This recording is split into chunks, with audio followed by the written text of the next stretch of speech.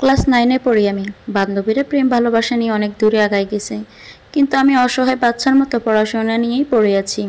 হঠাৎ করে আচমকা এক দমকা হাওয়ার মতো জীবনে এলো আমার হিরো, যে কিনা আমার কাজিন হয়। করলো আমাকে প্রপোজ, রাজি হয়ে গেলাম। উড়াদুরা প্রেম চলছে আমাদের।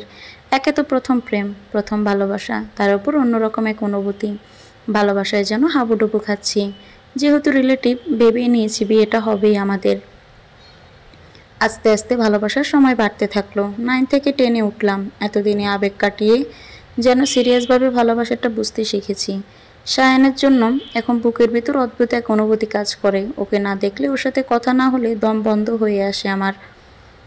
ভালোবাসলে বুঝি এমনই হয়, ভালোবাসা বুঝি একেই বলে। কিন্তু অবাক হতাম এই ভেবে যে এতদিনের সম্পর্ক আমাদের, ও আমাকে এতদিন একটা সুতাও দেয়নি। মাঝে মাঝে ভাবতাম, এ কেমন প্রেমিক! ভালোবাসার মানুষরা নাকি ভালোবাসার মানুষকে কত কিছু গিফট করে, জন্মদিনে উইশ করে, কত সারপ্রাইজ দেয়, অথচ আমার বেলায় এমন কেন? বান্ধবীরা কত রকম গিফট দেখিয়ে বলে আমার বফ আমাকে দিয়েছে। আমি কোনোদিন কিছু দেখিয়ে বলতে পারি না ও আমাকে এটা দিয়েছে, কারণ ও আমাকে কখনোই কিছু দেয় না। বরং কয়দিন পর পরই আমার কাছ থেকে টাকা পয়সা এটা সেটা চায়। আমিও ভালোবাসার খাতিরে দিই। আব্বু আমাকে হাত খরচ দেন, সেই টাকা আমি ওকে দেই। তেল, লোশন, স্নো, ফেস ওয়াশ, চুলের জেল সব কিছু কিনে দেই। এমনকি পাঞ্জাবি ফতুয়া থেকে শুরু করে শীতের সোয়েটার অবধি আমার ওকে কিনে দিতে হয়েছে। ও হ্যাঁ, ওর হাতের মোবাইলটা পর্যন্ত কিনে দিয়েছি আমি। আমাদের একটা রেস্টুরেন্টে দেখা হতো, আমরা ফ্রেন্ডরা মিলে ওর সাথে দেখা করতাম। আমার ফ্রেন্ডরা সায়ানকে খুব পছন্দ করতো, ও ছিলই পছন্দ করার মতো ছেলে। রেস্টুরেন্টের বিলটা পর্যন্ত আমি দিতাম। ওর সাথে দেখা হলেই ও আমার ব্যাগটা ঘেঁটে দেখতো কোথায় কি আছে। একদিন 3টা প্রাইভেট স্যারের বেতনের টাকা নিয়ে আমি বের হয়ে পড়তে যাব, আর তখনই সায়ান আমাকে ফোন দেয় ওর সাথে দেখা করতে হবে, এবং তা এই মুহূর্তেই। বাধ্য হয়ে পড়া বাদ দিয়ে ওর সাথে মিট করতে যাই। সামনে আমার এসএসসি এক্সাম, তবুও ইম্পর্ট্যান্ট ক্লাস বাদ দিয়ে আমি ওর কাছে যাই। গিয়ে রেস্টুরেন্টে বসা মাত্রই ও আমার ব্যাগটা আমার কাছ থেকে নিয়ে ঘেঁটে দেখা শুরু করে কি আছে ব্যাগটাতে। দেখে অনেকগুলো টাকা, আরও টাকাগুলো নিয়ে ওর মানি ব্যাগে ভরতে থাকে। টাকাগুলো ব্যাগে রেখে দাও, নিও না, এগুলো আমার স্যারের বেতন, আমার টাকাগুলো লাগবে, বাসায় থেকে এনে দিও। আমি ওর মুখের দিকে তাকিয়ে রইলাম। ওয়েটার, নুডলস দাও তো। নুডলস খেতে রেখেছো আমায়? নিজেই তো খেয়ে নিতে পারতে। নুডলস খেতে ইচ্ছে করছিল খুব, টাকা নেই আমার কাছে, তাই আসতে বলেছি তোমায়। আমি ওর হাতে কিছু টাকা গুঁজে দিয়ে বললাম, এই নাও নুডলসের দাম, এবার আমি আসি, তুমি নুডলস খাও। কিন্তু সায়ান আমার হাত টেনে ধরলো আর আমাকে টেনে এনে আচমকা লিপ কিস করা শুরু করলো। এই প্রথম ও আমার এত কাছে এসেছে। আমি বারবার ওকে সরিয়ে দেওয়ার চেষ্টা করেছি, কিন্তু ও আমাকে কিভাবে যেন জড়িয়ে ধরে রেখেছে। আমি ওর থেকে নিজেকে ছাড়াতে পারছি না। কিছুক্ষণ পর ও আমাকে ছাড়লে আমি লক্ষ্য করি আমার ঠোঁট থেকে রক্ত পড়ছে। আমার ঠোঁট ফুলে গেছে। এমন কুত্তার মতো কেউ কামড়ায়? ছি! আমি না তোমার ভালোবাসা? ভালোবাসার মানুষকে কেউ এভাবে কিস করে? ভালোবাসার মানুষকে মানুষ ভালোবেসে আদর করে, কুত্তার মতো একবারে খেয়ে ফেলতে চায় না। তাছাড়া তুমি কি আমার স্বামী যে এভাবে আমাকে টাচ করলে? অনুমতি নিয়েছো আমার? নিজের প্রতি ঘৃণা হচ্ছে। শেষ পর্যন্ত কিনা এমন একটা মানুষকে ভালোবাসলাম যার কাছে আমার শরীরের আঘাত কিছুই না, ওর উপভোগটাই অনেক কিছু। কিছুক্ষণ পর ওর উত্তর শুনে আমি হতবাক হই। তুমি তো আমারই, তাই না? এতদিন কিছু করিনি, এখন থেকে করব। আমার যেভাবে ইচ্ছে আমি সেভাবে তোমাকে আদর করব। এতে কার বাপের কি? আমার চোখ থেকেও অবিরত পানি পড়ছে। মরে যেতে ইচ্ছে করছে, নিজেকে শেষ করে দিতে ইচ্ছে করছে। আর আমি ভাবছি কি করে আমি এখন বাসায় যাব, লোকে দেখলে কি বলবে? আর আমি বাসায় গিয়ে আম্মুকে এবার কি বলবো? আম্মু যখন জিজ্ঞেস করবে, সায়ানা তো ঠোঁটে কি হয়েছে, এ কথা ভেবে চোখের জলগুলো মুছে কোনোরকম গায়ের ওড়নাটা দিয়ে মুখ ডেকে চলে গেলাম রেস্টুরেন্টের বাইরে। একটা রিক্সা ডেকে তাড়াতাড়ি করে চলে এলাম বাসায়। বাসার গেটে ঢুকতে যাব আর বান্ধবীর সাথে দেখা। কি রে, তোর ঠোঁটে কি হয়েছে? আমি চুপ করেছিলাম। কি বলবো কিছুই বুঝতে পারছিলাম না। অ্যাক্সিডেন্ট করেছিস সোনা? ব্যথা পেয়েছিস খুব? আমি সীমাকে জড়িয়ে ধরে কাঁদতে লাগলাম। ও বুঝে নিয়েছে আমি অ্যাক্সিডেন্ট করেছি। আমাকে ধরে রুমে নিয়ে গেল ও। কাকি, কাকি, সানাই অ্যাক্সিডেন্ট করেছে। আম্মু দ্রুত এসে আমাকে জড়িয়ে ধরলো। আমার হাত পা দেখা শুরু করলো, কোথায় কোথায় লেগেছে। আমার চোখ থেকে পানি পড়ছে। আম্মুর আর সীমার ভালোবাসা দেখে মানুষগুলো আমার আঘাতে কতটা কষ্ট পাচ্ছে, আর ওইদিকে সায়ান, যাকে কিনা আমি প্রাণের চেয়ে বেশি ভালোবাসি, সেও নাকি আমায় ভালোবাসে। তাহলে সে কীভাবে আমাকে এতটা আঘাত করলো? এসব ভাবছি আর কান্না বেড়েই চলেছে আমার। শুধু ঠোঁটে আঘাত পেয়েছিস মা? রিক্সা থেকে পড়ে গিয়েছিলি না? কাঁদিস না, সব ঠিক হয়ে যাবে। কাঁদে না মা আমার। সীমার আম্মু আমার পাশে বসে আছে আর আমাকে সান্ত্বনা দিচ্ছে। কাকে আপনি রান্না করুন গিয়ে, আমি আছি সায়নার কাছে। আম্মু যাও তুমি, কিছু হয়নি আমার, ঠিক হয়ে যাবে। আচ্ছা আমি তাহলে রান্নাঘরে যাই। তোরা বস, কীভাবে অ্যাক্সিডেন্ট করলি সোনা? আমি কোনো অ্যাক্সিডেন্ট করিনি। তাহলে? সায়ান। সায়ান কি? সায়ান কি মানুষ নাকি পশু? ছি, ওকে দেখে তো মনে হয় না ও এমন। শুধু তাই না, ও এও বলেছে আজ থেকে যা খুশি তাই করব। কার বাপের কি? এখন আমি কি করব বলতো? যাকে এত ভালোবাসি সে কিনা আজ আমার সাথে এমন করলো। নিজেকে খুব অসহায় মনে হচ্ছে জানিস। আমি নিজেই বুঝতে পারছি না কি বলবো তোকে, কারণ আমি যে ওকে খুব ভালোবাসি। এটাই তো সমস্যা রে। জানিস আজ অবধি ও আমার সাথে এমন কোনো দিনও করেনি, আজ কেন এমন করলো কিছুই মাথায় আসছে না। রাগ করিস না দোস্ত, আমি বলি কারণটা। বল। কারণ ও আজই সুযোগটা পেয়েছে, এর আগে কখনো একা পায়নি তোকে, সেই জন্য এমন করেনি। কেননা সবসময় তুই কাউকে না কাউকে সাথে নিয়ে গিয়ে ওর সাথে মিট করিস। ঠিক বলেছিস, তা ঠিক। তবে এতদিন যাবৎ যাকে ভালোবাসি তাকে চিনতে পারবো না? আর সবাই তোকে সাপোর্ট করলেও আমি তোকে কখনো সায়ানের বিষয়ে সাপোর্ট করছি না। বলিনি বারবার ফিরে আয়, এই পথ থেকে ফিরে আয়? বলেছিস। কেন বলেছি? তোর ভালোর জন্য বলেছি। কারণ আমি যেদিন প্রথমে দেখেছি ওর ব্যাগ থেকে টাকা নিয়ে নিজের মানি ব্যাগে ভরে, সেদিনই আমি বুঝে গিয়েছি ও তোর যোগ্য না। আর ও তোকে ভালোবাসে কি না তা ঠিক জানি না, তবে তোর বাবার সম্পত্তির দিকে খুব লোভ তার, এবং টাকা পয়সার দিকেও ধুর। কি যাতা বলিস? আর যে প্রেমিক কিনা বিয়ের আগে মোবাইল ঘেটে দেখে কার সাথে কথা হলো কি হলো, বান্ধবী আত্মীয় স্বজনদের সাথে পর্যন্ত মোবাইলের কথা বলতে দেয় না, নাম্বার দিতে দেয় না, তার হুকুম ছাড়া এক পা বেরোতে দেয় না, সে বিয়ের পর কি করবে ভেবে দেখ। সুখী হবি তুই এমন মানুষকে বিয়ে করে? ও তো স্বাধীনতা হস্তক্ষেপ করছে, যা তুই ভালোবাসার মোহে পড়ে বুঝতে পারছিস না। আমি তোকে দোষ দেব না, কারণ ভালোবাসা জিনিসটাই এমন, ভালো মন্দ বোঝার ক্ষমতা হারাতে হয় ভালোবাসলে কাউকে। আমরা কাউকে ভালোবাসলে ঠিক ভুল কিছুই বুঝতে পারি না, মনে হয় ভালোবাসার মানুষটা যা বলছে যা করছে সবই ঠিক, আমরা ভালোবেসে যা করছি সব ঠিক। আসলে কি সব ঠিক? একটু একা একা চিন্তা করে দেখিস। ভালোবাসা মানে পরাধীনতা না সানায়া। ও তোকে নিজের জালে আটকে ফেলেছে দিন দিন, যা তুই বুঝতেই পারছিস না। আর এর পরিণতি খুবই ভয়াবহ। কি বলছিস তুই এসব? আমি যা বলছি ঠিকই বলছি। ও ভেবেছে তুই তোর মা বাবার একমাত্র সন্তান, আর তোর বাবার টাকা পয়সা ধন সম্পদ সব কিছুর মালিক তুই। আর তুই মালিক মানে সে মালিক, সেই জন্যই তোকে ভালোবেসেছে। তুই পাগল হয়ে গেছিস সীমা।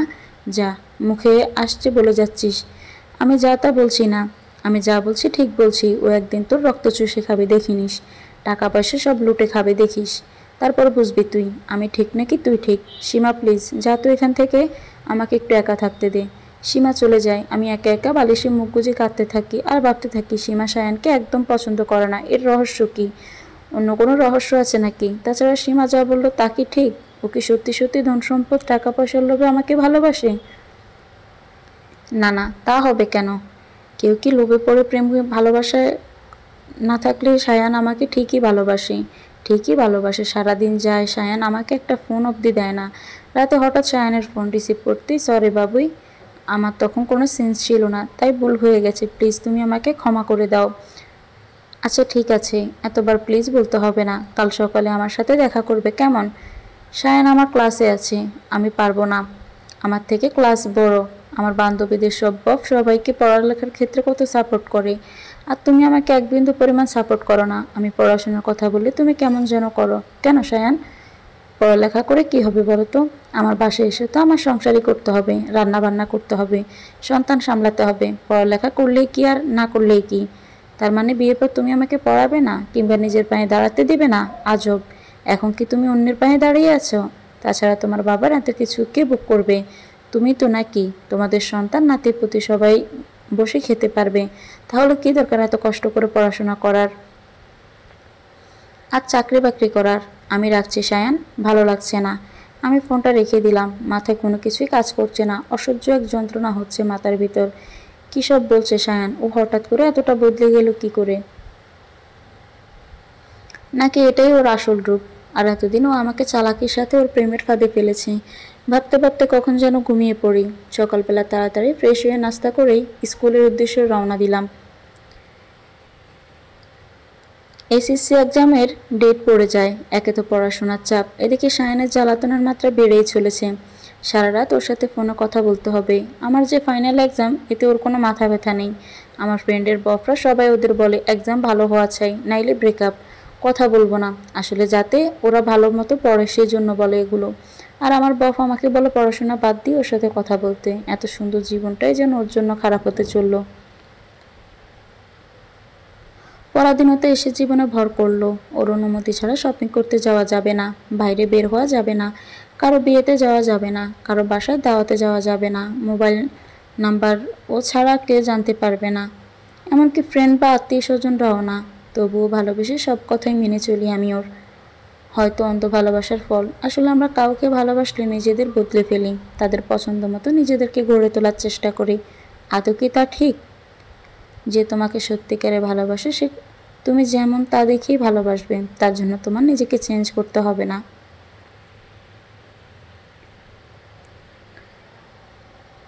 কখনো না বান্ধবীদের সাথে কথা বলতে হলে আম্মুর নাম্বার থেকে বলি, কারণ সায়ানের অর্ডার। ও ছাড়া কেউ আমার মোবাইল নম্বর জানতে পারবে না। সায়ানের সাথে দেখা হলে মোবাইলটা নিয়ে সব কিছু চেক করে, আর আমি অসহায়ের মতো ওর দিকে তাকিয়ে থাকি। পরীক্ষার আগের দিন সায়ানের ফোন, আজ দেখা করবে আমার সাথে তুমি? আজ না, আগামীকাল এক্সাম সেন্টারের ওখানে থেকো, দেখা হবে। তোমাকে দেখেই এক্সাম দিতে ঢুকবো। না, আজই দেখা করতে হবে আমার সাথে, এবং এক্ষুনি। সায়ান, প্রায় সন্ধ্যা হয়ে আসছে, এখন কিভাবে দেখা করবো আমি? তুই আমার সাথে দেখা করবে কি না? আচ্ছা, আমি প্রেমাকে ফোন করে দেখি ও যাবে কিনা আমার সাথে। কিসের প্রেমা? তুই আমার সাথে একা দেখা করবি, আর এখনই। আর যদি দেখা না করিস তাহলে আজই আমাদের সম্পর্ক শেষ। সায়ান দেখো, আগামীকাল আমার পরীক্ষা, প্লিজ আজ এমন করো না। তোমার এই বিহেভ আমার এক্সামের প্রভাব ফেলবে। সময় জাস্ট 30 মিনিট। হয় আসবি তুই আমার সাথে দেখা করতে, নয়তো সব শেষ। একটু পরে সন্ধ্যা নামবে, এদিকে আমার পরীক্ষার কাল। যদি ওর সাথে দেখা করি হয়তো মানসিক যন্ত্রণাটা আপাতত কমবে, ঝামেলা হবে না কোনো, এক্সামটা ভালো মতো দিতে পারবো। নয়তো আজই রিলেশনটা ভেঙে ফেলবে, আর এই মানসিক অশান্তি আমার 10 বছরের সাধনাকে মাটি করে দিবে। এভাবে আমি সায়ানের সাথে দেখা করতে যাই। কই যাচ্ছিস? সন্ধ্যা হয়ে আসতেছে তো। এই তো আম্মু, এখন যাব, এখনই আসবো। প্রেমা ওরা ওয়েট করছে আমার জন্য, ওদের সাথে মিট করে চলে আসবো। আচ্ছা, তাড়াতাড়ি আসিস, সন্ধ্যার আগে। আচ্ছা। হ্যালো সায়ান, কোথায় তুমি? এই তো আমি রাস্তায় আছি। আমি রিকশায় আছি। কোথায় আসবো?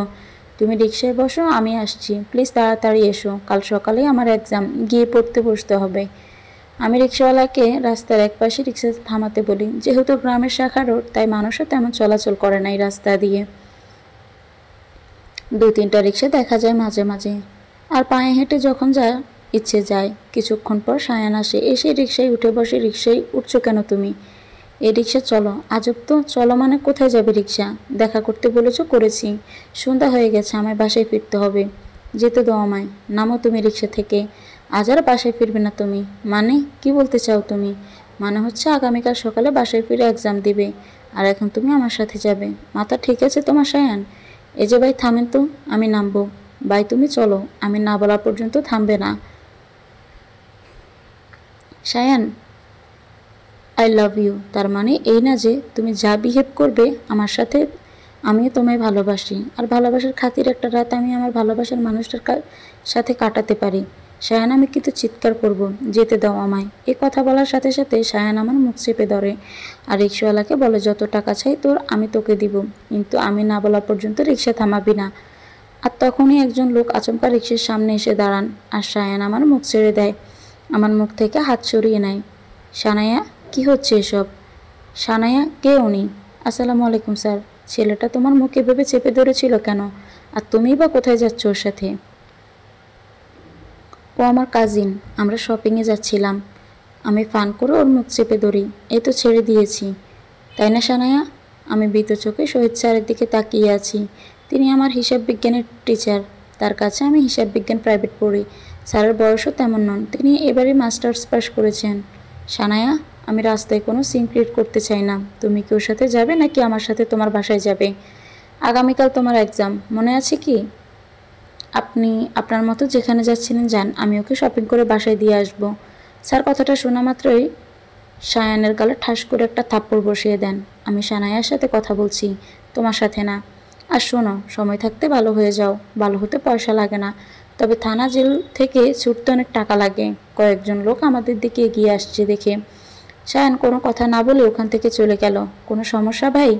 না ভাই, কোনো সমস্যা না, আমার ছাত্রীও। আমি হেঁটে যাচ্ছি বলে আমাকে রিকশায় উঠতে বলছে। ও আচ্ছা, চলুন স্যার। এতক্ষণে আমার মুখ থেকে কথা বের হলো। ভয়ে আমার সারা শরীর কাঁপছে। স্যার রিকশায় উঠে বসলেন। ভাই, আমি কি করতাম? লোকটা আমার ভয় দেখাইছে, তাই আমি রিকশা চালাই যাইতেছিলাম। ও আপনাকে টাকার লোভ দেখিয়েছে, তাই আপনি রিকশা চালিয়ে যাচ্ছিলেন। মিথ্যা কেন বললেন? সানায়া থামো। আমি কিন্তু বাচ্চা নই, আমি এই বয়সটা পার করে এসেছি। আমি বুঝেছি এই ছেলেটা তোমার সাথে জোর জবরদস্তি করছিল। আর রিকশাওয়ালা হয় টাকার জন্য, নয়তো ভয়ে রিকশা চালিয়ে যাচ্ছিল। কিন্তু তুমি তুমি এই ছেলের সাথে এখানে কি করছো? আগামীকাল না তোমার এক্সাম? ও কি সত্যিই তোমার কাজিন নাকি অন্য কিছু? আমি স্যার আর কোনো প্রশ্ন উত্তর দিতে পারছিলাম না, শুধু কাঁদছিলাম। স্যার আমার কান্না দেখে আর চুপ করে থাকা দেখেই বুঝে নেন সায়ান আমার প্রেমিক হয়। এটুকু বয়সে এসবের কি খুব বেশি প্রয়োজন সানায়া? তুমি তোমার বাবা মায়ের একমাত্র সন্তান, তাই না? জি স্যার। তাদের তোমাকে নিয়ে অনেক স্বপ্ন। এটা কি তুমি জানো? জানি স্যার। তাহলে এসব ফালতু ছেলের জন্য কেন নিজের ভবিষ্যৎটাকে অন্ধকার করে ঠেলে দিচ্ছ? বাবা মায়ের স্বপ্নর খুনি হতে চাচ্ছ? Sorry sir. আজ যদি আমি পথ না আগলে দাঁড়াতাম তবে কি হতো জানো?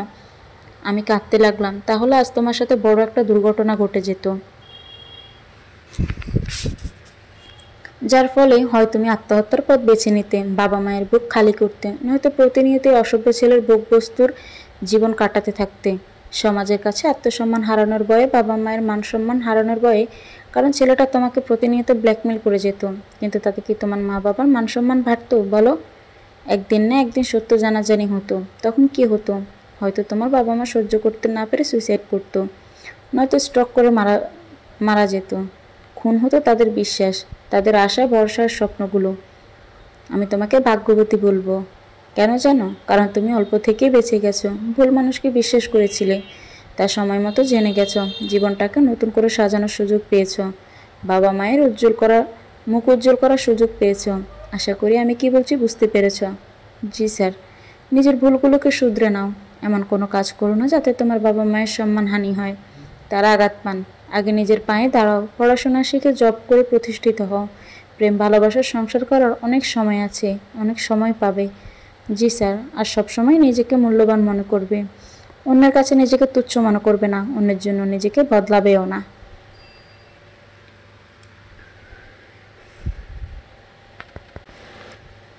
যে তোমাকে সত্যিকারে ভালোবাসবে সে তুমি তেমনকেই ভালোবাসবে। তার জন্য নিজের সত্তাকে পাল্টাতে হবে না। আর একটা কথা মনে রাখবে, তুমি যার কাছে যাই হও, কিন্তু তুমি তোমার বাবা মায়ের কাছে তাদের অমূল্য রতন। বাসায় গিয়ে দৌড়ে মাকে একটা হাক করবে, কিছুক্ষণ মায়ের কোলে মাথা রাখবে, দেখবে সব কষ্ট দূর হয়ে গেছে চোখের পলকে। আর মাকে বন্ধু ভাববে, মায়ের সাথে ইজি হবে, ফ্রি হবে, মায়ের সাথে সবসময় সব কিছু শেয়ার করবে, জীবনের সব কিছু। দেখবে নিজেকে কতটা হালকা লাগে। মাকে বেস্ট ফ্রেন্ড করে নেবে।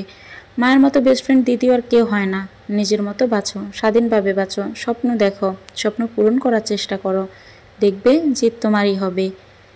এই তোমাদের বাসার সামনে এসে গেছি, নামো এবার।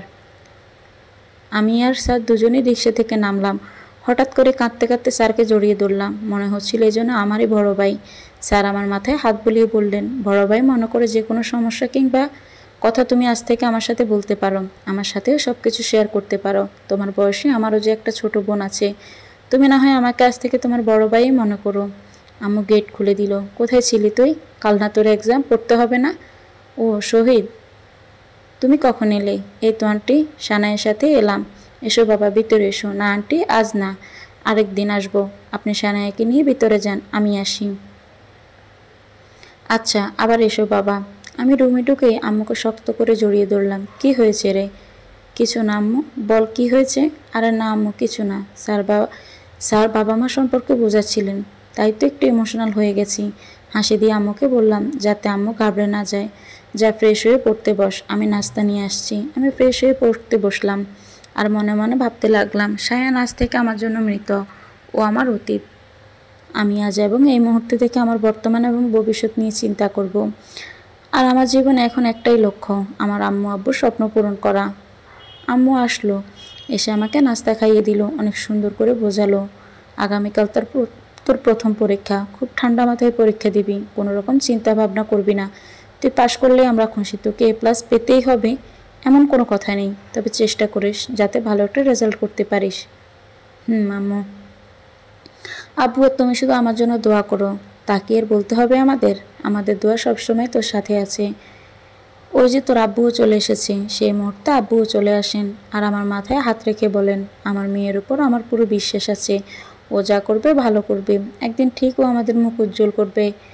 আমি আম্মু আর আব্বুকে জড়িয়ে ধরলাম, মনে হচ্ছে নতুন এক আমের জন্ম হলো, মনে হচ্ছে আমার মতো সুখী এই পৃথিবীতে আর কেউ নেই।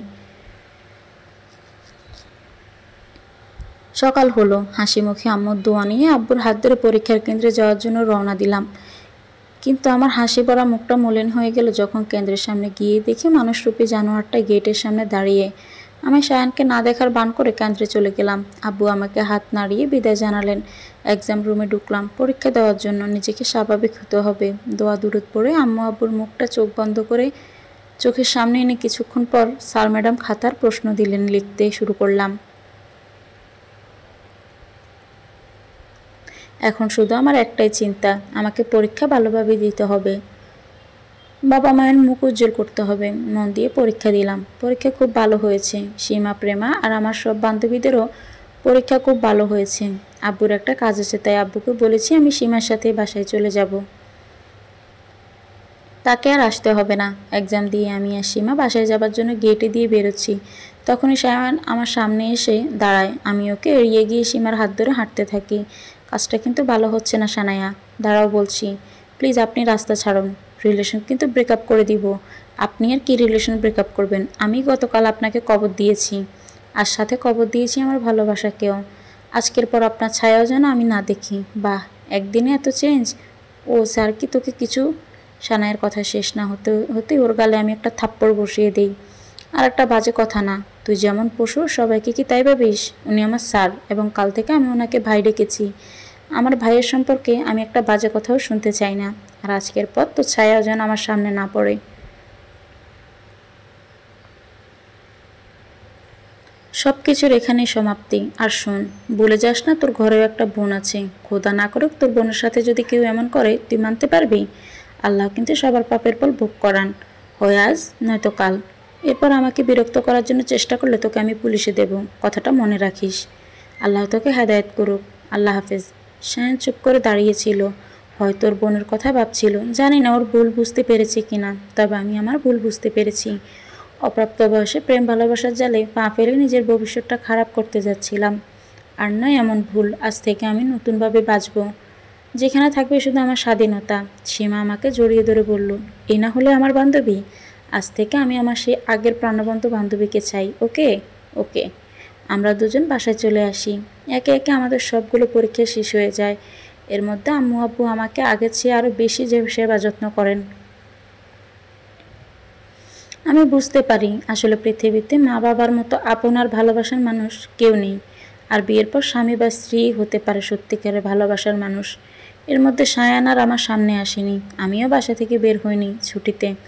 সিমও চেঞ্জ করে ফেলি, তারপর আমাদের রেজাল্ট দেয়। আমি A+ না পেলেও A গ্রেড পাই। সায়ান জীবনে না এলে বোধহয় A+টা পাওয়া তেমন কঠিন ছিল না। যাই হোক, আম্মু আব্বু আমার এই রেজাল্টেই অনেক খুশি।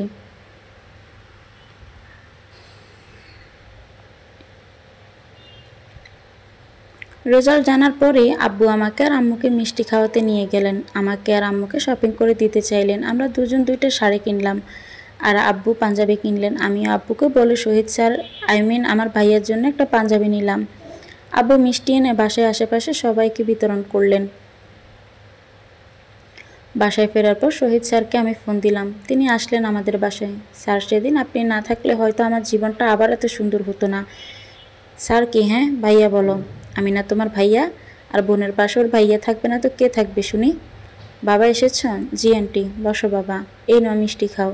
তারপর আমি শহীদ ভাইয়াকে পাঞ্জাবিটা হাতে দিয়ে বললাম, আমি আর আম্মু এক রকমের শাড়ি কিনেছি, আর আমার আব্বু আর ভাইয়ার জন্য এক রকমের পাঞ্জাবি কিনেছি।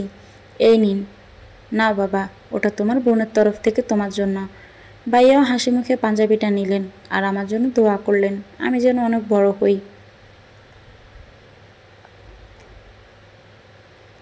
তারপর ভাইয়া আমাকে মিষ্টি খাইয়ে দিলেন। দেখতে দেখতে অনেকগুলো দিন কেটে যায়। এর মধ্যে আমি ইন্টার পাস করে অনার্সে ভর্তি হই। আজ আমাদের জন্মদিন। হঠাৎ করেই দেখি আননোন নাম্বার থেকে আমার মোবাইলে একটা মেসেজ, শুভ জন্মদিন অ্যাঞ্জেল। জানালার বাইরে কিছু রাখা আছে, সকাল হবার আগে নিয়ে নিও, নয়তো কেউ দেখে ফেলবে। মেসেজ দেখে আমি তো অবাক। এই আননোন নাম্বারের মানুষটা আবার কে? আমাকে আবার অ্যাঞ্জেলও বলছে। জানালা খুলে দেখি সত্যি সত্যি কিছু ব্যাগ দেখা যাচ্ছে। কে না কে আবার দেখে ফেলে, কি নাকি আবার রাখা আছে। আমার নাম লিখে যদি দিয়ে থাকে তাহলে কেউ পেলে তো আবার সমস্যা হয়ে যাবে। এইভাবে বোর হতেই আমি চুপি চুপি ধীর পায়ে ব্যাগগুলো আনতে বাইরে গেলাম। জানালার পাশে ব্যাগগুলো রাখা, তুলে নিয়ে আমার রুমে চলে আসলাম। এবার দরজা লক করে এক এক করে ব্যাগগুলো খুলছি। ওরে বাবা, এ তো দেখছি নীল শাড়ি, নীল চুড়ি, নীল টিপ। আরেক ব্যাগে এতগুলো চকলেট, অপর ব্যাগে শখানেক গোলাপ আর একটা চিরকুট। সানায়া বেঁচে থাকো 100 বছর, আমায় ভালোবেসে। ভালোবাসি চিরকুট দেখে তো চোখ কপালে আমার। আর গিফটগুলো দেখে তো আরও বেশি অবাক। মানুষটা কি করে জানলো আমার অনেক দিনের শখ একটা নীল শাড়ি, কিছু নীল চুড়ির আর চকলেট আর গোলাপের, যে আমার খুব প্রিয়। সব কিছুই তো অবাক লাগছে। সকাল হয়ে গেল, সব কিছু আলমারিতে লুকিয়ে রাখলাম আম্মু দেখার আগেই। ফ্রেশ হয়ে নাস্তা খেতে গেছি, সেই সময় আব্বু আম্মু আমাকে উইশ করলো। আর হঠাৎই দেখি আমার সব বান্ধবী আমার বাসায় এসে হাজির। হ্যাপি বার্থডে বলে সবাই জড়িয়ে ধরলো। আম্মু আব্বু ওদের নাস্তা করতে বললেন। ওরা নাস্তা করলো না, সবাই বাসা থেকে নাস্তা করে এসেছে। আমি সবাইকে নিয়ে রুমে গিয়ে বসলাম। সবাই আমার জন্য গিফট নিয়ে এসেছে, কেউ কানের দুল, কেউ ছুঁড়ি, কেউ আংটি, কেউ বা ড্রেস, আরও অনেক কিছু। সবাই বলল রেডি হয়ে নেই, এক্ষুনি বাইরে ঘুরতে যাব আমরা। আজ সারাদিন ঘুরবো, মজা করব, রেস্টুরেন্টে খাবার খাবো। আমি সীমাকে ডেকে বললাম, দোস্ত একটু এদিকে আসবি? বল, কি বলবি? শোন না, রাতে একজন আমাকে শুভ জন্মদিন অ্যাঞ্জেল লিখে মেসেজ পাঠিয়েছে আর বলেছে জানালার সামনে কিছু রাখা আছে, তা নিয়ে নিতে। তারপর আমি বোর হতে বাইরে গিয়ে জানালার কাছ থেকে সব নিয়ে আসি। তারপর তারপর আর কি, খুলে দেখি এই সব রাখা। এই দেখ। ও মাই গড, এত কিছু! হ্যাঁ, এত কিছু। কিন্তু আমি অবাক হচ্ছি, সে আমার নাম্বার পেল কই? আর আমার এগুলো যে পছন্দ তাই বা জানলো কি করে? কি জানি বাপু, আমিও তো বুঝতে পারছি না। খুব চিন্তা হচ্ছে জানিস। তোর বাদ দে, এত চিন্তা করতে হবে না, যা হবার হোক। তুই তো আর গিফটগুলো চেয়ে আনিসনি, তার ইচ্ছে সে দিয়েছে, চুপচাপ বসে থাক। আর আজকের দিন এত চিন্তা না করে চল সবাই এনজয় করি। আচ্ছা চল। আমি রেডি হয়ে আম্মু আব্বুর অনুমতি নিয়ে সবার সাথে ঘুরতে বের হয়ে গেলাম। সারাদিন ঘুরলাম, রেস্টুরেন্টে খেলাম, কেক কাটলাম। তারপর সন্ধ্যার আগ দিয়ে সীমা আর আমি বাসায় চলে এলাম। কিরে, কেমন কাটলো সারাদিন? খুব ভালো কেটেছে আম্মু। দেখতে দেখতে আমার মেয়েটা কত বড় হয়ে গেল। কয়দিন পরে বিয়ে দিতে হবে। কি যে বলো না আম্মু, আমি কখনোই বিয়ে করব না, যাব না তোমাদের ছেড়ে। তা বললে কি হয় রে পাগলি, মেয়েদের একদিন বিয়ে করে পরের বাড়ি যেতেই হয়। দেখিস না আমি এসেছি। তা ঠিক আছে। আচ্ছা, তোর আর এখন এসব নিয়ে মন খারাপ করতে হবে না। সারাদিন গুঁড়ো গুঁড়ো করেছিস, এখন একটু ফ্রেশ হয়ে রেস্ট নি। আচ্ছা আম্মু। রুমে গিয়ে ফ্রেশ হয়ে রেস্ট নিয়েছি। হঠাৎই ফোনে একটা মেসেজ এলো, তোমাকে লাল ড্রেসে একদম লাল পরি লাগছিল।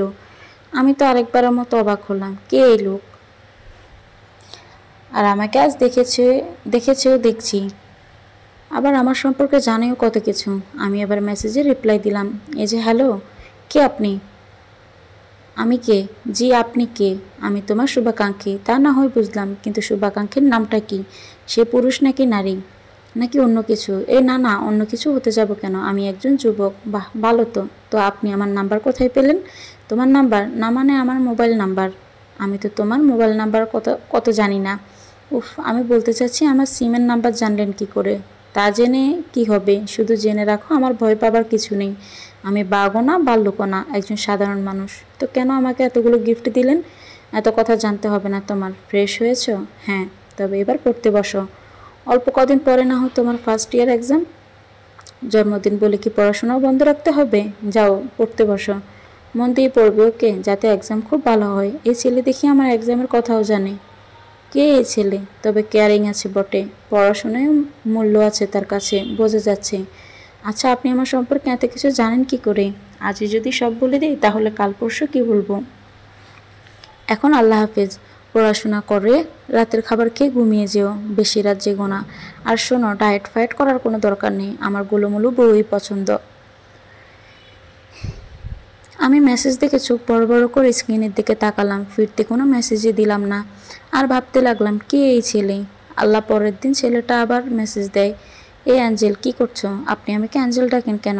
আমার ভালো লাগে তাই। ও আচ্ছা, তাই বলে ডাকবেন? আমাকে ডাকেন কেন? তোমাকে ভালো লাগে তাই। চুপ করে আছো যে? আপনি কে বলবেন প্লিজ? বলেছি না তোমার শুভাকাঙ্ক্ষী, তা বুঝলাম, কিন্তু পরিচয় দিতে সমস্যাটা কি?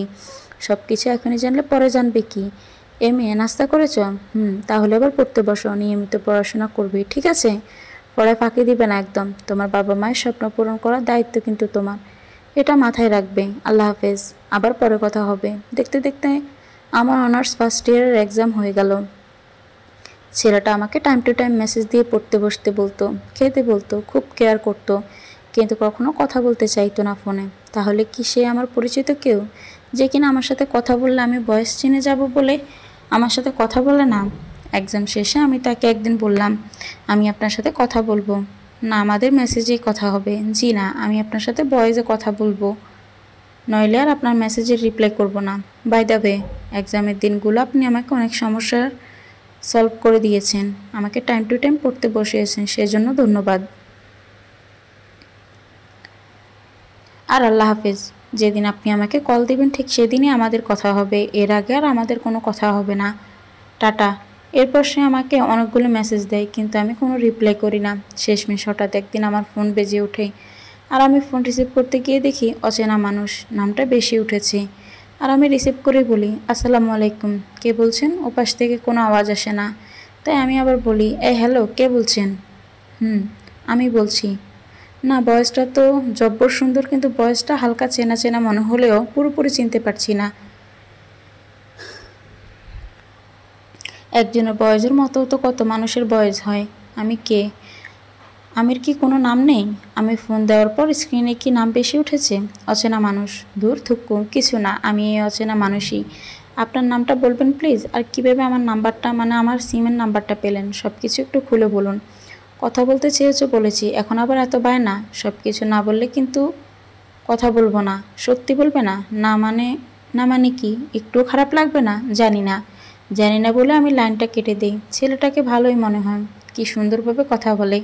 আমাকে এক্সামের সময় কত পড়া লিখে বুঝিয়ে দিল, কত অ্যাডভাইস দিল। না, আমি মানুষ চিনতে ভুল করি। এত সহজে কাউকে ভালো বলা আমার উচিত না, কারণ আমি মানুষ চেনায় বড্ড কাছা। এরপর থেকে ছেলেটা মাঝে মাঝে কল, মাঝে মাঝে মেসেজ দেয়। ভালোই লাগে কথা বলতে। কথা বলার সময় আব্বু আম্মু কেমন আছেন, তাদের কথা মতো যেন চলি, এসেই বলে সময় কাটান। প্রতিটা কথাই যেন অ্যাডভাইস থাকে, যেমন পড়াশোনা যেন কখন না ছাড়ি, বিয়ে হয়ে গেলেও যেন পড়াশোনা করি, নিজের পায়ে যেন দাঁড়াই, আম্মু আব্বুর স্বপ্ন যেন পূরণ করি, গরিব দুঃখীদের যেন সেবা করি। খুব ভালো লাগে তার এসব কথাগুলো। দেখতে দেখতে কয়েক মাস কেটে গেল। আচ্ছা, তোমার বৃষ্টি ভালো লাগে? বৃষ্টিতে ভিজতে কেমন লাগে? খুবই ভালো। আমারও খুব ভালো লাগে। আমি না প্রায় ভিজি বৃষ্টিতে। আমিও ভিজি। বাহ, আমাদের মাঝে তো খুব মিল। আর কি ভালো লাগে তোমার? এই ধরুন আকাশ, চাঁদ, রাত, শাড়ি, চুড়ি। আর আমাকে? আমি লজ্জা পেয়ে লাইনটা কেটে দেই। আমি কি ছেলেটার প্রতি দুর্বল হয়ে পড়ছি? না, আমার তো তার প্রতি দুর্বল হওয়া চলবে না, কারণ আমি চাই না দ্বিতীয়বার কারোর সাথে থেকে আঘাত পেতে। যে ভুল আমি অতীতে একবার করে এসেছি, চাই না সে ভুল আবার করতে। অচেনা মানুষটা আবার ফোন দেয়, লাইন কাটলে যে এমনি। আচ্ছা, তোমার বলতে হবে না আমাকে তোমার ভালো লাগে কিনা, কিংবা আমাকে তুমি ভালোবাসো কিনা, কিন্তু যেদিন তুমি আমার দেওয়া শাড়ি চুড়ি পরবে, পরে রাস্তায় বের হবে, আমি ঠিক সেদিনই বুঝে নিব তুমি আমায় ভালোবাসো। আজ রাখি, ভালো থেকো। আপনিও ভালো থাকবেন। এর মধ্যে আমার অনার্স প্রথম বর্ষের রেজাল্ট দিয়ে দেয়। আমি এখন অনার্স দ্বিতীয় বর্ষে পড়ি। এর মধ্যে মাঝে মাঝে তার সাথে আমার কথা হতে থাকে, কিন্তু কোনোদিন সে আমাকে বলে না যে চলো দেখা করি। আমিও তাই গায়ে পড়ে সেদে বলি না। হঠাৎ একদিন আব্বু অসুস্থ হয়ে পড়েন, বাসায় কান্নাকাটি লেগে যায়, খুব সিরিয়াস অবস্থা হয়ে যায় আব্বুর।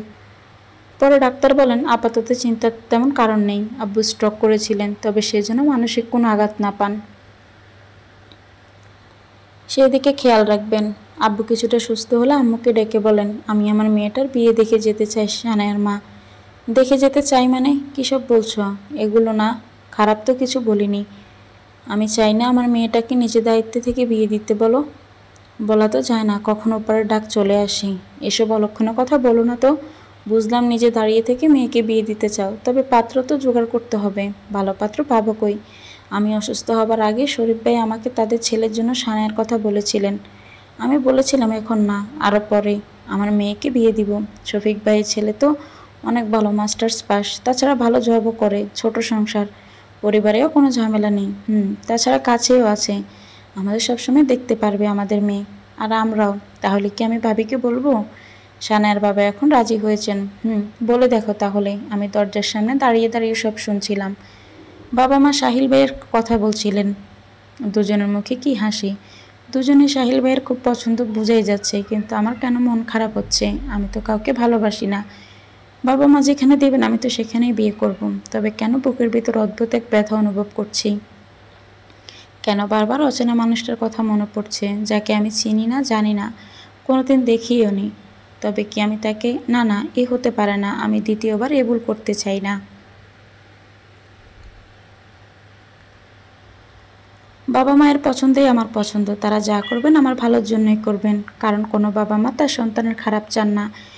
তেমনি আমার বাবা মাও চাইবেন না, কোনোদিন চাইবেন না। আমি আমার রুমে চলে এলাম, কিন্তু কোনো কিছুতেই শান্তি পাচ্ছি না। কেমন যেন অশান্তি অশান্তি লাগছে।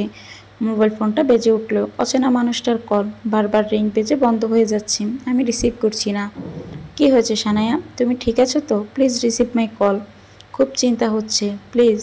মেসেজ দেখে আমি পরের কলটা রিসিভ করলাম। হ্যালো, কি হয়েছে তোমার অ্যাঞ্জেল? আমি তো ভয় পেয়ে গিয়েছিলাম। ফোন কেন রিসিভ করছিলে না? কেন আপনি আজকের পর আর আমাকে ফোন দিবেন না? মানে কি? আর না কোনো মেসেজ? কেন দিব না? কারণ বাবা মা আমার বিয়ে ঠিক করেছেন, তাই আমি চাই না আমাদের আর কথা হোক। কিন্তু আমি তো তোমাকে, প্লিজ কিছু বলতে হবে না। আমি কিছু শুনতেও চাচ্ছি না। একটা অচেনা অজানা ছেলের সাথে ফোনে কথা বলা যায়, কিন্তু সারা জীবন এক ছাদের নিচে থাকা যায় না। সানাই, প্লিজ শোনো আমার কথা। না, আমি কোনো কথাই শুনতে চাই না। অনেকবার জানতে চেয়েছি কে আপনি, বাসা কোথায়, কি করেন, পরিচয় কি, কিন্তু আপনি বলেননি। অ্যাটলিস্ট আমার সাথে একটা আবার দেখা অবধি করতে চাননি। আর দেখাও করতে হবে না, আজ এখানেই সমাপ্ত। আপনি আর আমার সাথে কোনোদিন যোগাযোগ করার চেষ্টা করবেন না। সানাই, আমার একটা কথা শোনো প্লিজ। না, আজ আর কোনো কথা নয়। ভালো থাকবেন, বাবা মার খেয়াল রাখবেন, খুদা হাফেজ। আমি কথাগুলো বলে ফোনটা কেটে দিলাম। সিম খুলে ফোনটা অফ করে দিলাম, যাতে অচেনা মানুষটা আমাকে আর কখনো ফোন দিতে না পারে। আমি চাই না আবার আঘাত পেতে, চাই না দ্বিতীয়বার কোনো ভুল করতে। দু একদিনের মধ্যে বাবা মা সাহিল ভাইয়ের সাথে আমার বিয়ে ঠিক করে ফেললেন। তারা আমাকে দেখতে এসে আংটি পরিয়ে যান, আর বিয়ের দিন তারিখও পাকা করে যান। দুই পরিবারের সবাই খুব খুশি। আমার বিয়েতে আমার বান্ধবীরাও খুব খুশি, কিন্তু কেন যেন খুশিটা আমি হতে পারছি না। আমাদের গায়ে হলুদ হয়ে যায়, আর আজ আমাদের বিয়ে, কিন্তু আমি কিছুতেই অচেনা মানুষটাকে ভুলতে পারছি না। আজ খুব বেশি মনে পড়ছে তার কথা। তাই আমি দ্রুত আমার সিমটা বের করে মোবাইলে ঢুকালাম, আর অচেনা মানুষটাকে ফোন দিলাম। হ্যালো সানায়া, আমি কাঁদতেছি, খুব কাঁদতেছি। প্লিজ কেঁদো না সানায়া, প্লিজ কেঁদো না, কথা বলো একটু, প্লিজ কথা বলো। অচেনা মানুষ, বলো অ্যাঞ্জেল। আজ আমার বিয়ে। এই বলে আমি কাঁদতে লাগলাম। আমি তোমাকে ভালোবেসে ফেলেছিলাম অচেনা মানুষ, খুব ভালোবেসে ফেলেছিলাম। কিন্তু তোমাকে তো আমি আমার অতীত সম্পর্কে বলেছি, সেজন্য আমি আর দ্বিতীয়বার কোনো ভুল করতে চাইনি। কিন্তু আজ আমার মনে হচ্ছে আমি হয়তো অন্য কাউকে বিয়ে করেই ভুলটা করছি। কারণ আমি যাকে বিয়ে করতে যাচ্ছি সেই মানুষটা খুবই ভালো, আর আমি তাকে ভালোবাসি না, আর হয়তো ভালোবাসতেও পারবো না। মানুষটাকে কিভাবে ঠকাবো আমি? এদিকে তোমার কথাও বলতে পারছি না আমি। কি করব বলে দাও আমায়, প্লিজ তুমি বলে দাও। আমি যা বলবো তা শুনবে তুমি? শুনবো, কারণ আজ অবধি তুমি আমায় কোনো খারাপ উপদেশ দাওনি। তাহলে আজও দেব না। এই বিশ্বাসটুকু রেখো। যার জন্য বসে আছো তাকে বিয়ে করে নাও। কি বলছো তুমি? আমি যা বলছি ঠিকই বলছি। আমাদের জীবনে কখনো কখনো এমন কিছু ঘটে যায় যার জন্য আমরা প্রস্তুত থাকি না, কিংবা কল্পনাও করি না, কিন্তু আমাদের পরিস্থিতির সাথে নিজেদের মানিয়ে নিতে হয়। ভালো থেকো, সুখী হও, আল্লাহ হাফেজ। অচেনা মানুষটা কথাগুলো বলে লাইন কেটে দিয়ে ফোনটা বন্ধ করে দেয়, আর আমি রুমে বসে কাঁদতে থাকি। কিছুক্ষণ পর আমার বান্ধবীরা এসে আমায় মুছে যাওয়া কাজল আর সাজ আবার ঠিক করে দেয়, আর বাইরে থেকে কয়েকজনের চিল্লানোর আওয়াজ আসে, বর এসেছে, বর এসেছে। আর আমি বসে বসে ভাবতে থাকি, সাহিল ভাইয়া এলেই আমি তাকে বিয়ের আগে সব বলে দেব। আমি চাই না মানুষটা ঠকুক, বরযাত্রী চলে এসেছে। দোস্ত, তোকে যা লাগছে না থুকু। ভাবি, আপনাকে যা লাগছে না, কি কপাল আমার, দেখ আমার বেস্ট ফ্রেন্ডের বিয়ে আর আমি কিনা থাকতে পারলাম না। ভাইয়াটা যে কিনা তোকেই বিয়ে করতে হলো তার, আর আমি কিনা নিজের ভাইয়ের বিয়েতে থাকতে গিয়ে নিজের বেস্টের বিয়েতেই থাকতে পারলাম না। সীমা, ফান পরে হবে, আগে তুই তোর ভাইয়াকে গিয়ে বল আমি তার সাথে কথা বলতে চাই। কেন? একটু পরেই তো বিয়ে, এখনই তর্স হয়েছে না? ফান করিস না প্লিজ। সাহিল ভাইয়ের সাথে আমার অনেক জরুরি কথা আছে। কি কথা শুনি? না, আমি তাকেই বলবো যা বলার। ওকে, আমার ভাবি যান, আমি গিয়ে ভাইয়াকে বলছি তুই তার সাথে কথা বলতে চাস। বল। কি রে, বলেছিস? বলেছি, কিন্তু ভাইয়া কি করে আসবে? ওখানে সব মুরব্বীরা বসে আছেন, যেভাবে হোক আসতে হবে। তাকে কথাগুলো বলা খুবই জরুরি। কি এমন কথা যা আমাকে বলা যাবে না? তবে শোন, তোর মনে আছে আমার জন্মদিনে একটা ছেলে আমাকে শাড়ি চুড়ি গিফট করেছিল? মনে আছে। ওর সাথে আমার বন্ধুত্ব হয়, জানিস তো? তাও জানি, কিন্তু আমি এখন বুঝতে পেরেছি ওটা শুধুমাত্র বন্ধুত্ব ছিল না। তাহলে কি ছিল? ওটা আমার ভালোবাসা ছিল, যা আজ আমি খুব ভালো করেই বুঝতে পারছি। কি বলছিস তুই আজ এসব? হ্যাঁ, ঠিকই বলছি। তাই আমি সাহিল ভাইয়াকে ঠকাতে চাই না। আমি তাকে সব কিছু সরাসরি বলে দিতে চাই। তারপর? তারপর কি হবে তা আমি জানি না। ছেলেটাকে জেনেছিস? দেখেছিস? না। সে কি বলছে? বলছে বিয়ে করে নিতে। তবে শোন, তুই চোখ বন্ধ করে ভাইয়াকে বিয়ে করে নে। একবার আঘাত পেয়েছিস, মনে আছে? সেই ভয়ে আমি অচেনা মানুষটার সাথে নিজেকে জড়াইনি, কিন্তু আজ দেখ আমি নিজেই তার মায়ায় জড়িয়ে গেছি। যা হয়েছে হয়েছে, সব কিছু এখানেই বাদ। তুই এই সব কিছুই ভাইয়াকে বলবি না। যা হচ্ছে হয়ে যেতে দে, আল্লাহ যা করেন ভালোর জন্যই করবেন। কিন্তু আমি একটা মিথ্যে নিয়ে জীবন শুরু করতে পারবো না। মানে সাহিল ভাইয়াকে সত্যিটা না জানিয়ে তার সাথে সম্পর্ক জড়ালে তো মিথ্যে নিয়ে জীবন শুরু করা লাগবে। তা আমার দ্বারা সম্ভব না দোস্ত, আমি পারবো না এই ভালো মানুষটাকে ঠকাতে। এই তো সাহিল ভাই চলে এসেছে। আপনি এসেছেন? আমি আপনাকে বিয়ে হবার আগে কিছু কথা বলতে চাই। সানায়া প্লিজ, তুই চুপ থাক। সীমা, আমাকে বলতে দে। শুনুন, আমি জানি আপনি খুব ভালো একটা ছেলে। শুধু আমি কেন, এলাকার সবাই জানে আপনি খুব ভালো। আমার আব্বু আম্মু আপনাকে খুব বেশি পছন্দ করে। তাই আমি চাই না আপনার মতো এত ভালো একটা মানুষকে ঠকাতে। তাই আমি বিয়ের আগে আপনাকে সব জানিয়ে দিতে চাই। আমি প্রথমে একজনকে ভালোবাসতাম, আর তার কাছ থেকে প্রতারিত হয়েছি। সানায়া, ভাইয়া জানেন এটা। আমি তাকে বলছিলাম। ও আচ্ছা। এরপর আমি পড়াশোনায় মন দেই। কয়েক বছর কেটে যায়। একদিন এক ছেলে আমাকে আমার জন্মদিনের দিন সারপ্রাইজ দেয়। তারপর থেকে টুকটাক মেসেজ দিত, আমিও দিতাম। এরপর আমাদের ফোনে কথা হয়। সে আমাকে সবসময় ভালো উপদেশ দিত। সবসময় বলতো আব্বু আম্মুকে যেন কখনো কষ্ট না দিই, মন দিয়ে যেন পড়াশোনা করি। আর এক্সামেও সে খুব সাহায্য করত। ধীরে ধীরে আমাদের বন্ধুত্ব হয়। তারপর হঠাৎ একদিন বাবা মা আমার বিয়ে ঠিক করেন আপনার সাথেই। তাই আমি তার সাথে যোগাযোগ বন্ধ করে দেই, কারণ আমি প্রথমবার ভুল করেছি, দ্বিতীয়বার আর ভুল করতে চাইনি। কেননা ছেলেটা আমার সাথে কখনো দেখা করেনি, তাই একটু অবিশ্বাস কাজ করছিল। কিন্তু আজ আমি বুঝতে পারছি, আমি এই অচেনা মানুষটাকে ভালোবেসে ফেলেছি, খুব ভালোবেসে ফেলেছি। হয়তো তাকে ভুলতেও পারবো না আমি কোনো দিন, কিংবা এও জানি না কোনোদিন আমি আপনাকে ভালোবাসতে পারবো কি না। তাই আমি চাই না আপনি কোনোভাবে ঠকে যান। তাই আমি আপনাকে বিয়ের আগেই সব জানিয়ে দিলাম।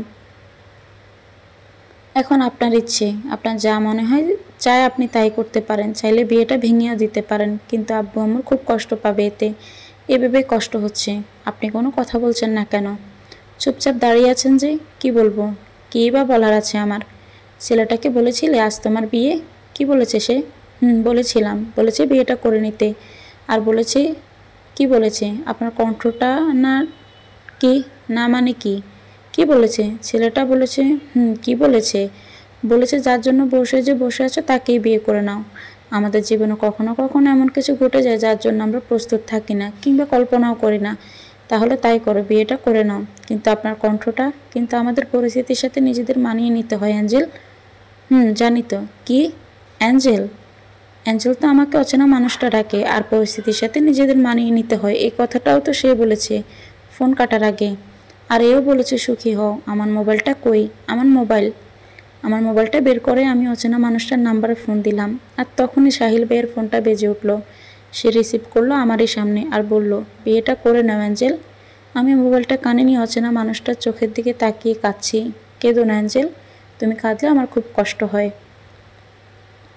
আমি করব না বিয়ে সাহিল ভাইয়াকে, আমি আমার অচেনা মানুষটাকেই বিয়ে করতে চাই। ওকে, তবে তাই হোক, অচেনা মানুষটার বুকেই হোক তোমার শেষ ঠিকানা। আমি এক দৌড়ে অচেনা মানুষটাকে জড়িয়ে ধরি, সে আমাকে জড়িয়ে ধরে আর বলে, বিয়েটা তো হতে দাও।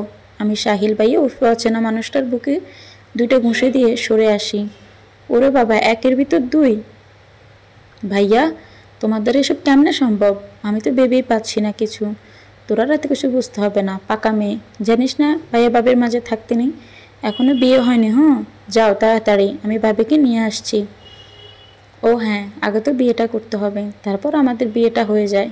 2 পরিবারের সবাই খুশি, আমিও খুশি, সেও খুশি।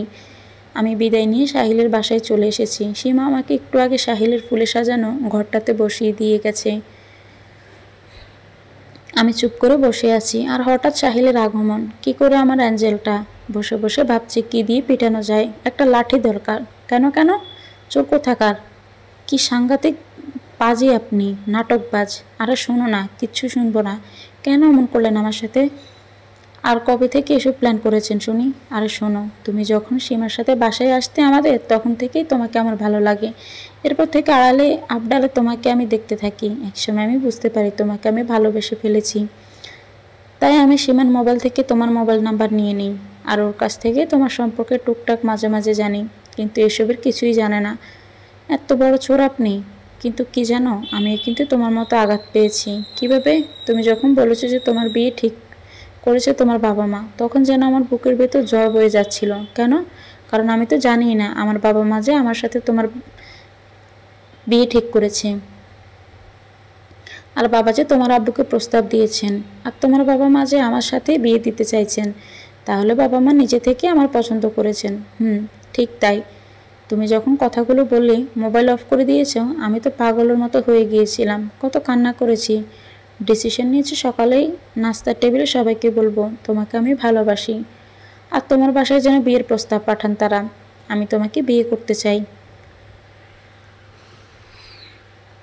কিন্তু আমি তা বলার আগেই দেখি মা আমাকে বলে উঠলেন, সাহিল। জি মা। সানায়াকে তোর কেমন লাগে রে? তুমি জানো, তোমার নাম শুনে আমার বুকের ভেতর চিনচিনে ব্যথা শুরু হয়ে গিয়েছিল। মনে মনে ভাবছিলাম বিয়ের দাওয়াতের কথা বলবে নাকি, বিয়ে কি ঠিক হয়ে গেল নাকি। হ্যাঁ মা, ভালো তো। ওকে তোর জন্য তোর বাবা আর আমি পছন্দ করেছি, তোর কোনো অমত নেই তো? মা, তোমাদের পছন্দই আমার পছন্দ। সীমা, কি বলিস? আমি তো মহা খুশি, আমার বেস্টু আমার ঘরেই আমার বাবি হয়ে এলে। তাহলে আর কি, আজই গিয়ে আংটি পরিয়ে আসি, কি বলিস? তোমরা যা বলো মনে করো। অবশেষে কলেজায় যেন পানি এলো। মা বাবার কথা শুনে তো মনে মনে ঈদ লেগে গিয়েছিল। তারপর সাহিল আমাকে জড়িয়ে ধরে বলল, আর এরপর এই তো হয়ে গেল আমাদের বিয়ে। আমিও পেয়ে গেলাম আমার অ্যাঞ্জেলকে। সাহিলের কথা শেষ হতেই আমিও সাহিলের বুকে মাথা রেখে বললাম, আর আমিও খুঁজে পেলাম আমার শেষ ঠিকানা এবং আমার চিরচেনা মানুষটাকে।